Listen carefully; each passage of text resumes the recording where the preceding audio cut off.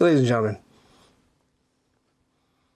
hi, it's Ryan from Knights Around the Table, and I've got this face on because I'm very, very excited because there's just this box down here.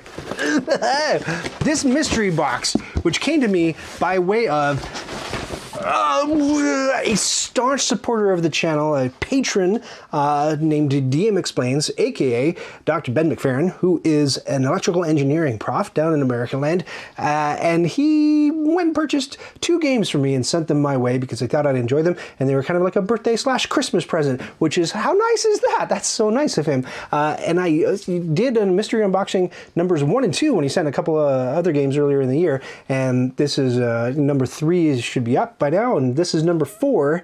I accidentally peeked at number 3, and I just accidentally, as I went to hit record on this video, I accidentally peeked into the box and I saw what the game is, and I wanted to hit record as soon as possible so you can capture the excitement on my face, the passion for what I'm about to pull out of that box.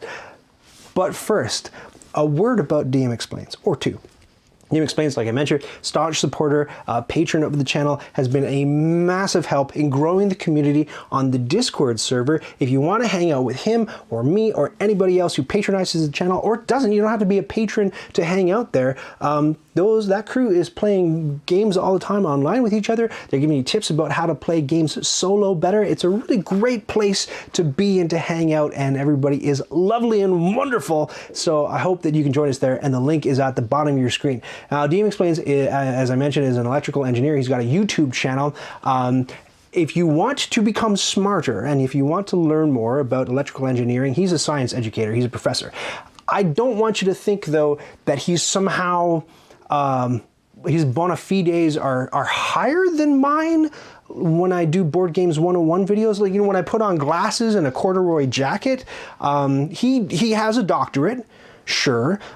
I have a doctorate, like a DOCTOR-IT, which is like the same, it's just spelled differently, but it's basically the same thing. So it's not like, it's more like here for smarts, but I don't know anything about electrical engineering.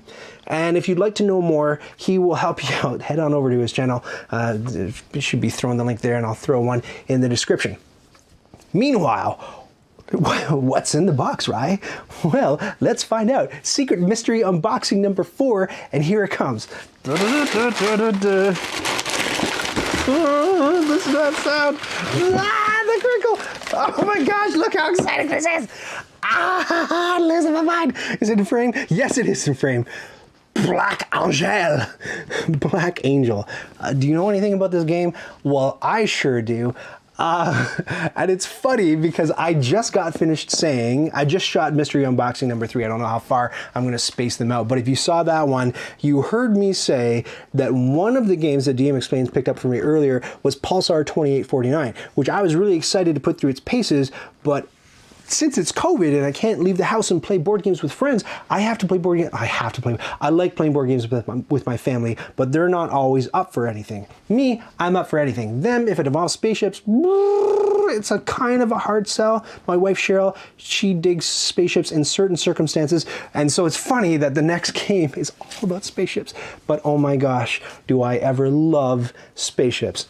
Black Angel is a game by, oh my gosh, I wish I had time in advance of this video to learn how to pronounce the gentleman's name. Sébastien Dujardin. I think that means of the garden. Well, let's look at the back of the box here. Whoosh. So there's a game that's a precursor to this, and I believe it's by Sébastien as well, but I could be wrong. And I've never played it, and it is one of the grand old games in modern board gamedom. It's called Troyes, and it's a dice worker placement game, I believe, and it's well loved. And I haven't tried it yet, but I'm excited to. And then out comes Black Angel, which apparently is very similar to Troyes. It's a dice worker placement game, except instead of taking place in some weird, dry, medieval setting with like a medieval manuscripty looking art style to it, it's outer space. And my friend Doc got this game. He gets every game. And I went over to his house one day and he had this set up on his table. And I was just like, oh man, does that game look incredible set up. From what I understand of it, and he explained a little bit to me, there is a spaceship, and these are all tiles in the spaceship, and it's kind of like, you know, when they would, like, before they invented wheels, I don't even know what the heck I'm talking about in history, but how you roll something on logs and you roll it across and you take one log and you put it behind and put it behind and put it behind. Is that how it goes? Or take one from the back and put it in the front? Sorry, if you're going forward, yeah, that's how it works. I think that's how the tiles in the spaceship work. You're constantly adding one to the front and taking one away to simulate the spaceship going through space. I think that's it. And I think you're only supposed to be able to put like 3 or 4 on the table. And I could be all wrong about this, but I think Doc had, like, he's got this gorgeous board game table and he had like every tile laid out. So the whole expanse of the journey that the spaceship takes through space was all on the table, and it's the coloring. I like to go on about artwork because I'm a big art fan. Can't draw to save my life, but I like to critique it. Can't draw to save my life, but I'm still better than Clemens Ross. What I like about it is that a lot of sci-fi games run the risk of looking extremely samey, don't they? So you look at Eclipse, and it's a cool game, but I think it looks pretty, bland and sort of disappears in the crowd. And it'd be really hard, you know, if you threw them in a police lineup. If you're like, oh, that's the one who robbed my house. That's the sci-fi game that stole my couch. It would be hard to pick Eclipse out from a crowd. But this game right here, Black Angel, whoa, holy, look at this. Like they pink and blue, like pink in a sci-fi game. It's amazing because I think some nebulae are pink and it just looks like a really interesting, fresh, straight out of 1997 aesthetic. Whatever, stop talking around, open the game. I will. Here we are. It's by Pearl Games. I think this is the only game in my collection now by Pearl Games. I don't know if that's anything to anyone. It's 1 to 4 players, as you see up here. And I mentioned again in the other video, if you didn't catch that one, that DM Explains is a very knowledgeable board gamer when it comes to solo games. A few of the other people in the crew are too. And so if you go to the Discord channel and you ask them what's good to play solo and how do I get a better score at this game, they'll help you because they're all over it. Me, no idea. As usual. Really, Rye? You don't know much? No, it surprises you, doesn't it? Okay, here we go. Black Angel. Open it up.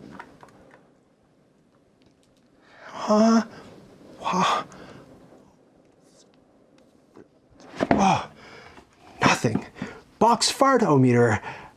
Zilcho. That sort of opened up like the opening shot of Star Wars, man. There's the big Imperial, what was it even called? All I know is that in the most recent movie, there were 8,000 of them on the screen, and that was dumb. I mean, I like spaceships, but there's a limit. Here's the instruction booklet. 16 pages. It ain't nothing, and at least at the back, pretty text heavy, but we got more picture examples as we go from front to back. But still a good beefy amount of text. Doesn't look like it'll be nothing to figure out. What is the relationship between this game and its precursor TWA? I don't quite know because, like I say, I haven't played either of them, but somebody was just saying on the Discord server that they're different enough to warrant being different games. So it's not like this is a complete sci-fi reskin of TWA. They use a lot of similar concepts. Fine. Here's an appendix that shows you what a bunch of different tiles do, and we're going to be seeing those tiles, I think, in a punch-out cardboard situation shortly. It looks like, I wonder if this is a game that is completely language independent apart from the rule books, because you know a lot of companies do that so that it's easier to localize the game and ship it out to places that speak other languages. You only have a few components to redo rather than the whole darn thing. These are player guides, and oh, here we go, the main event. The super pretty, super pink, super cool looking quasi, what am I trying to think of? Cyberpunky looking sci-fi as heck board. Wow. Wow, it looks so nice. I love it so much. it has a circular score track, just like Pulsar 2849 did. A good looking game in its own right, but there's something special going on with this one. Pretty cool. And yeah, so far no language, it's only numbers and symbols on the board. So I may be correct in assuming that it's language independent. Language independent games are not always the easiest games to learn because they eschew words for pictures, and so you have to learn what all the pictures mean first off. Here's a big pile of punch boards. This huge one makes me assume that it'll be a common board or a player board. If we see more of them, aha, look, I know what I'm talking about. If we see more of them, I was gonna say they're player boards, and we do see more of them, and they're in different colors, so these are gonna be player boards. I assume it's stuck. Player board, yes. We're going to, I assume, buy things and put them in these slots, and more slots and symbols, and things happen. You got it? If you missed it, just rewind the video and you can hear me say that part again because it's very instructive and informative. Here we are, and these are some of the tiles that you can presumably purchase and put on your player board. Did it? What do they do? That's probably upside down. I don't even know. Maybe. Who knows? Really? Well, you do if you've played it, and you're probably sitting there screaming at the computer. So there are a bunch of these square tiles all around the borders of these, and the square tiles do things on the player boards.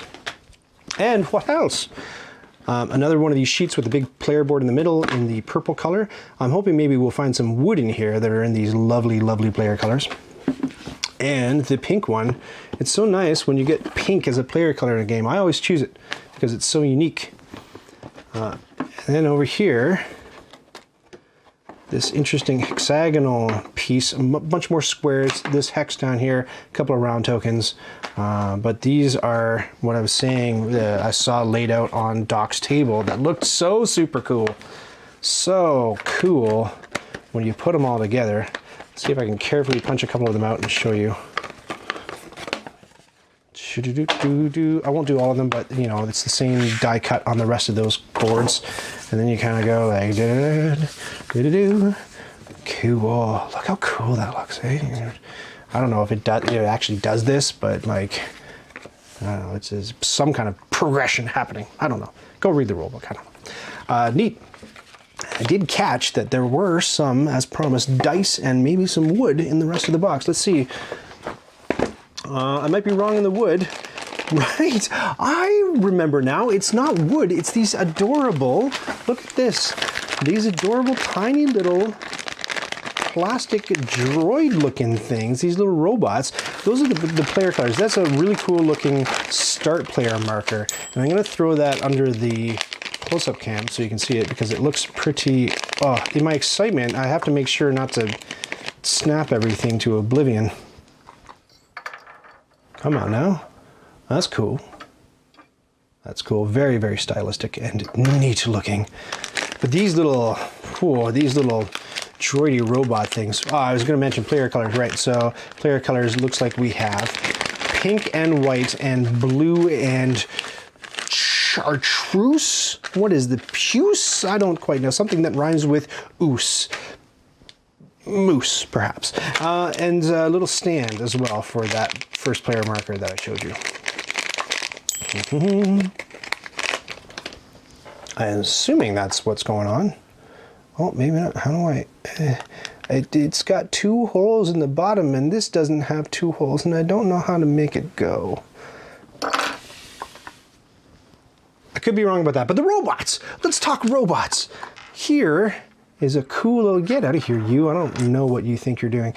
Here's a cool little robot guy. Girl, I don't know. It's a robot, so there's no need to gender it. How do you sex a robot? I don't know. Maybe it's got that little knob sticking out, so maybe I don't even know. But yeah, that's what they look like. They're cool, and these are little, presumably spaceshipy things. They look like little weird little. Oh, okay. Maybe they've got like little round bases, and you stick the little robots in them to run them around so they don't fall over because they look pretty unsteady on their feet. Pretty cool. Pretty cool. Finally, the remainder of the goodies. Whoa, look pretty. Wow. So swayed by shiny objects. Doesn't take much to impress or entertain me. So these are little, you know, they remind me of the rubies in Caverna or the resin in Everdell, but they're flatter, they're more diamond shaped, and they're clear and they look neat. And these are plastic cubes, very reminiscent of the translucent cubes that you would find in Terraforming Mars. So you get a whole bag of those, no idea what they do, and you get a bunch of these little plastic tokens that look like delicious forbidden candies in the different player colors. Here they are. Nothing too exciting about those. And big pile of baggies. Good, thank you. That's useful and helpful. Big pile of dice in non-player colors, so kind of look at like a desaturated blue and a green and a yellow. And they have not standard dice. At first I thought they were. They are not standard at all. Let's take a look at one of them. So you got a 1 and a 3 and a 1 and a 3 and a 3 and a star and a... I don't even know what that is. A 2 with a blob behind it. Blob 2, I think, is the technical term, and I think that DM Explains on his YouTube channel has a whole video about Blob 2. It's an engineering term. I'm making that up. Yes, and cards. 2 decks of cards, approximately each one, roughly 50,000 cards in each, and they have a nice little rip strip. And as you know, I like cards that have little rip strips because I lose more decks of cards that way with my talon-like fingernails. Let's get this one open. Ugh, this was, what's going on? You were supposed to make it easier. Oh gosh, I flubbed this. Again, in my excitement, I don't want to ruin components. Here we are. So let's just take a quick look at what a couple of these cards look like. I have not fixed the focus on the overhead or the close-up cam quite yet, but language independent cards depicting cool looking spaceships that look like beetles, not beetles, but beetles, or helmets. And something is happening, something, you get 2 somethings for every red whatever. And oh, those guys look cool too. Look at that, that's cool. That's cool. Some cool looking, I really like when games have just a unique, original, artistic vision and direction. It's like, wow, I've never seen, because it's easy, you know, I guess when you're an artist, you're like, okay, we're making a spaceship game. Okay, I guess I'll go buy a Star Wars art book and rip something off.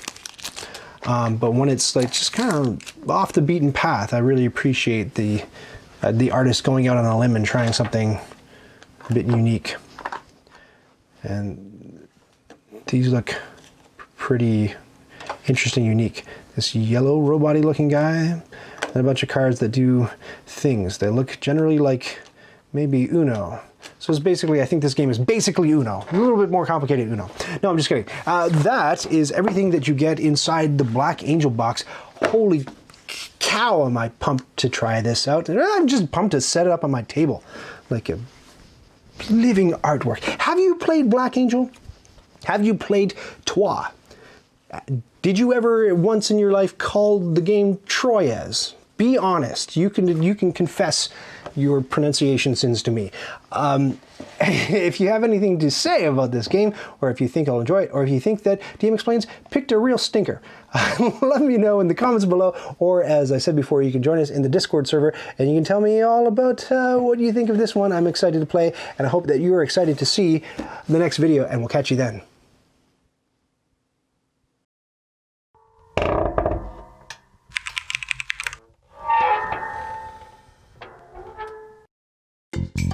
Did you just watch that whole thing? Oh, hey, to 100% this video, click the badge to subscribe, and then click the bell to get notifications when I've got new stuff.